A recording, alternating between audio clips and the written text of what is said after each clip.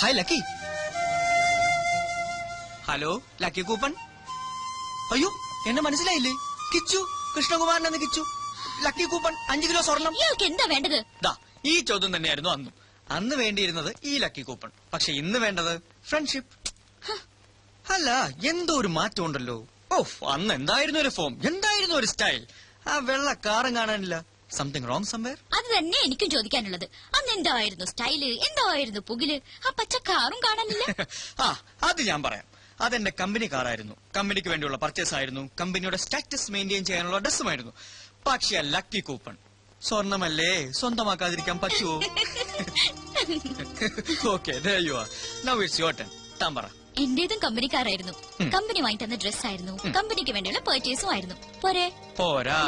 I M A model. കമ്പനിയുടെ ഒരു ഷൂട്ടിന് വേണ്ടി ഡ്രസ് വാങ്ങാൻ വന്നതായിരുന്നു. ഇപ്പൊ എങ്ങോട്ടാ? ഹോസ്റ്റലിലേക്ക്. എവിടെയാ ഹോസ്റ്റൽ? ശല്യപ്പെടുത്താനാണോ? നെവർ. എന്റെ ബസ് വന്നു. പോട്ടെ, ബൈ. ബൈ. വൈറ്റില്ല ഇറങ്ങട്ടാ.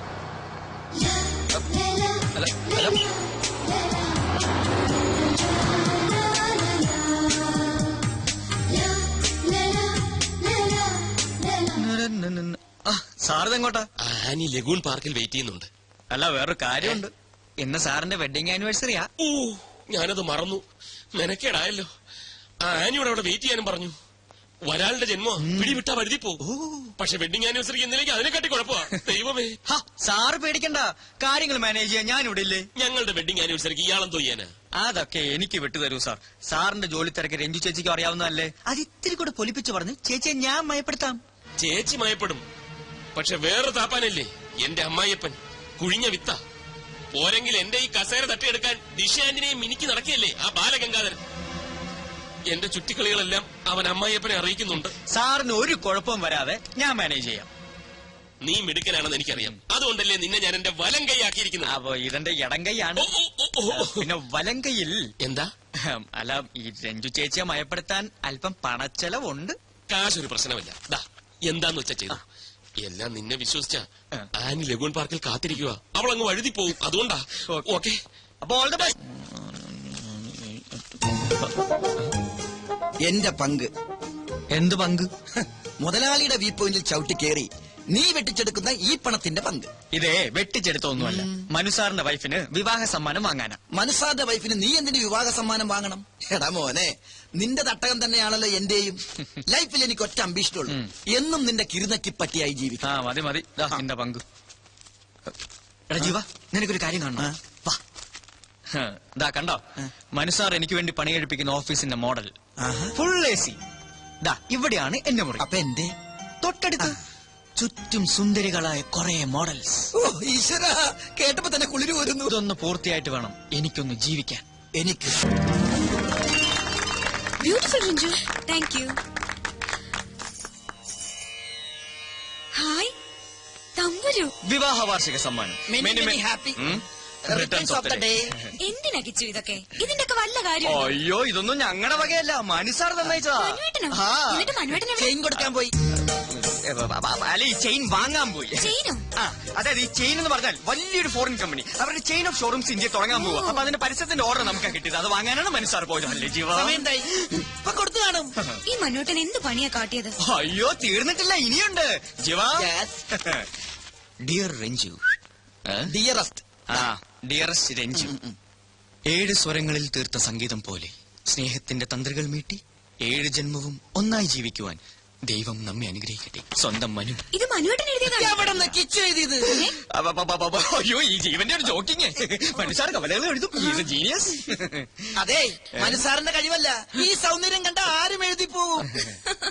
പാവം മനുസാർ ആകെ ഡെസ്പറേറ്റ് ആയിട്ടാ പോയത്. അത് വിവാഹം കഴിഞ്ഞിട്ട് ആദ്യത്തെ ആനിവേഴ്സറി അല്ലേ, അതും ഭാര്യയോടൊപ്പം കഴിയേണ്ട ദിവസം. അത് മിസ്സായതിന്റെ വിഷമം. എന്തായാലും പോകാതിരിക്കാൻ പറ്റില്ലല്ലോ, കോടികളുടെ ഓർഡർ അല്ലേ. കേക്ക് നീ പറയാതെ ഞാൻ എങ്ങനെയാ കേക്ക്? കേക്ക് മുറിക്കാൻ. അതിന് കേക്ക് എന്ന് പറഞ്ഞ പോലെ. പിന്നെ മൂക്കെന്നാ പറഞ്ഞത്? അതെ, നമുക്ക് മൂക്ക് മുറിക്കാം. അപ്പൊ കേക്ക് മുറിക്കാം. ഇതാ കത്തി, നൈഫ് മുറിച്ചോ. മനുവേട്ടനില്ലാതെ അതിനെന്തിനാ മനുസാർ ഒരു കത്തി പോലെ? മനുസാർ ഇപ്പൊ എത്തും. ഇന്നത്തെ ഈവനിങ് ചേച്ചിക്ക് വേണ്ടി മാത്രം മാറ്റി വെച്ചിരിക്കുകയാണ്. എന്തൊക്കെയാ പ്ലാനിങ് എന്ന് അറിയോ? ബീച്ചിൽ ഒരു 5 star dinner, second show, show പിന്നെ തേർഡ് ഷോ. വലിയ സാർ എവിടെ? മോളില് ദൈവമേ, അത് എപ്പോഴായിരുന്നു? മോൾ എന്ന് പറഞ്ഞ മോൾ തന്നെ ഞങ്ങൾ ഇപ്പൊ വരാം, കേക്ക് മുറിക്കല്ലേ. അപ്പൊ ഓക്കെ സാർ, ഞാൻ പറഞ്ഞേക്കാം. മേനോ സാർ തിരിച്ചിട്ടുണ്ട് കേട്ടോ. ആ, ഇത് മനസ്സിലായില്ലേ? ബാലു എന്റെ അനിയന്റെ മോനാ. ഇത് മനസ്സിലായില്ലേ? എന്റെ വല്യച്ഛനാ. അതല്ലേ ഞാനും പറഞ്ഞേ. ആയിക്കോട്ടെ, ഞാൻ പറഞ്ഞാലും തെറ്റൊന്നുമില്ലല്ലോ. പക്കല്ലേ? Good morning sir. വാ വാ വാ. അല്ല, അവനെവിടെ? വേന്ദ്രൻ, മാനവേന്ദ്രൻ. മനു സാർ അല്പം തിരക്കില്ല, ഒരു എമർജൻസി ഓ, മീറ്റിംഗ്. മനസാറിന്റെ എമർജൻസി ഒക്കെ എനിക്കറിയാം. ഓവർ ടൈം ഡ്യൂട്ടി ആയിരിക്കും അല്ലേ? ഇപ്പൊ എങ്ങനെയുണ്ട് വല്യച്ഛ? സ്വന്തം വിവാഹത്തിന്റെ 1ാം വാർഷികോ പാവം രഞ്ജു വെഡിങ് ആനിവേഴ്സറി കേക്ക് വാങ്ങി വെച്ച് മെഴുകുതിരിയും കൊളുത്തി കാത്തിരിക്കുക. ഈ മണക്കൂസ് പെണ്ണിന്റെ അടുത്ത് എത്ര പറഞ്ഞാലും മനസ്സിലാവില്ലല്ലോ. അയ്യോ, സാറുമാർ തെറ്റിദ്ധരിച്ചിരിക്കുകയാണ്. മനസ്സാറിനെ കുറിച്ച് അങ്ങനെയൊന്നും പറയരുത്. പനിനീർ പൂ പോലെ മൃദുലമാണ് അദ്ദേഹത്തിന്റെ ഹൃദയം. ഇല്ല കിച്ചു? അതെ അതെ, രഞ്ജു ചേച്ചി കാത്തിരിക്കുമെന്നും ഇന്ന് ഒരു മീറ്റിംഗിനും ഇല്ലെന്ന് പറഞ്ഞ് ഇറങ്ങിയതാ. പക്ഷെ എന്ത് ചെയ്യാം, നിവൃത്തിയില്ലല്ലോ. ഞാൻ ഓഫീസിലേക്ക് വിളിച്ചിരുന്നല്ലോ. അവിടെ ഇല്ലല്ലേ? ഞാൻ ഗസ്റ്റ് ഹൗസിലേക്കും വിളിച്ചു. അവിടെയും ഇല്ല. അപ്പൊ ക്ലബിൽ വിളിക്കായിരുന്നില്ലേ? വിളിച്ചില്ല. അവിടെയും ഇല്ല. ഞാൻ നേരിട്ട് പോയിരുന്നു. കുഴഞ്ഞു. അപ്പൊ അതാ കറക്റ്റ്. മനു സാർ അവിടെ കൊണ്ടെന്ന് ഞങ്ങളും പറഞ്ഞില്ലല്ലോ. ലഗുൺ പാർക്കോട്ടല്ല മീറ്റിംഗ്. ലഗുൺ പാർക്കാണോ മരിയ പാർക്കിലാണോ? Lagoon park. ലഗുൺ പാർക്കില്. അച്ഛാ, എന്തോ ഊണ് കഴിക്കാൻ വരൂ. മനുവേട്ടൻ വരില്ല, എന്തോ തിരക്കാത്രേ. വരില്ല. നിനക്കറിയില്ലെങ്കിലും എനിക്കറിയാം. എന്താ ചെയ്ത്? ദേ, ഇവര് അന്യരൊന്നല്ലല്ലോ. എന്റെ പൊന്നു മോളെ, നിനക്ക് അവൻ ഇനിയും മനസ്സിലായില്ലല്ലോ. ഇവളോട് ഇഷ്ടം തോന്നിട്ടൊന്നല്ല പരമേശ്വര. എന്റെ മടിശീലയിലെ ചക്രം കണ്ടിട്ടാ അവൻ ഇവളെ കയറി പ്രേമിച്ചത്. ദേ, ഇവൾ ഒരു വാക്ക് പറഞ്ഞാൽ മതി, ഇപ്പൊ പിടിച്ച് പുറത്താക്കി വേറെ കെട്ടിച്ചു വിടും ഞാൻ ഇവളെ. ആ സിംഗപ്പൂർ ചക്കൻ ഇപ്പോഴും തയ്യാറാ. എന്നിട്ട് ആ സ്ഥാപനം ഞാൻ ഇവനെ ഏൽപ്പിക്കും. ഞാൻ അതൊന്നും മോഹിച്ചിട്ടല്ല. ഞാൻ മോഹിച്ചു. അച്ഛനൊന്നും മിണ്ടാതിരിക്കുന്നുണ്ടോ? മനുവേട്ടന്റെ ജോലിയും തിരക്കൊക്കെ എനിക്കറിയാം. പരമേശ്വര മാമേ, കല്യാണം കഴിഞ്ഞ അന്ന് തുടങ്ങിയതാ മനുവേട്ടനോടുള്ള ഈ ദേഷ്യം. അതിന് സപ്പോർട്ട് ചെയ്യണ്ടേ ഇവിടെ ഒരാളും.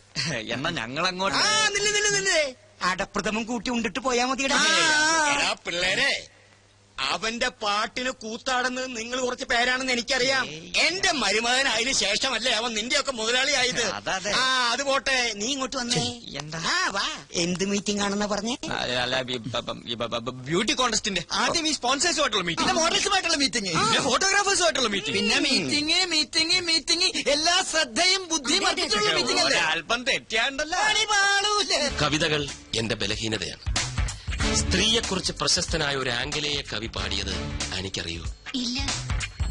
ഒരു നിമിഷം തരൂ നിന്നിൽ അലിയാൻ, ഒരു യുഗം തരൂ നിന്നെ അറിയാൻ. എത്ര പെട്ടെന്നാണ് ഞാൻ ആനിയെ അറിഞ്ഞത്.